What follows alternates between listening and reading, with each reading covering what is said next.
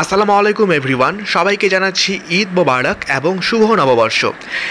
যেই কেকটি দেখছেন এই কেকটি আম্মু পহেলা বৈশাখের দিন বানিয়েছিল। বাসায় কিছু গেস্ট আসবে বলে এই কেকটি মূলত আম্মু বানিয়েছে।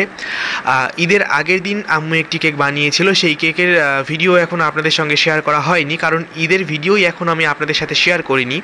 ঈদের ভ্লগস যেদিন শেয়ার করব সেদিন আপনারা নিশ্চয়ই সেই কেকটিও দেখতে পারবেন। তবে এই কেকটি বানিয়েছিল আম্মু পহেলা বৈশাখের দিন, আর আজ হচ্ছে এটা আপনাদের সঙ্গে শেয়ার করছি। এই কেকটি ডেকোরেশন করতে গিয়ে আম্মুকে অনেকটাই ঝক্কি পোহাতে হয়েছিল, কারণ এত পরিমাণ গরম পড়েছে। নর্মাল টেম্পারেচারে এই কেকের ক্রিমটা খুব দ্রুত নরম হয়ে যাচ্ছিল। তারপরেও বলবো যা হয়েছে আলহামদুলিল্লাহ। আর দেখতে তো মন্দ লাগছে না, আমার কাছে তো ভালোই লাগছে। আপনাদের কাছে কেমন লাগছে সেটা আপনারা কমেন্ট সেকশনে কমেন্ট করে জানাতে পারেন। ভালো লাগলে ছোট্ট একটি লাইক দিয়ে ইন্সপায়ার করবেন। আজকের ভিডিওতে আপনাদের সঙ্গে মূলত এতটুকুই শেয়ার করলাম।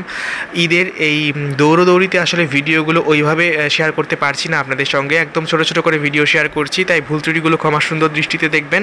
দেখা হচ্ছে আপনাদের সঙ্গে নেক্সট ভিডিওতে। সবাইকে আবারও জানাচ্ছি ঈদ মোবারক এবং সেই সাথে সাথে নতুন বছরের অনেক অনেক শুভেচ্ছা। সবাই ভালো থাকবেন। আজকের মতো তাহলে আল্লাহ হাফেজ।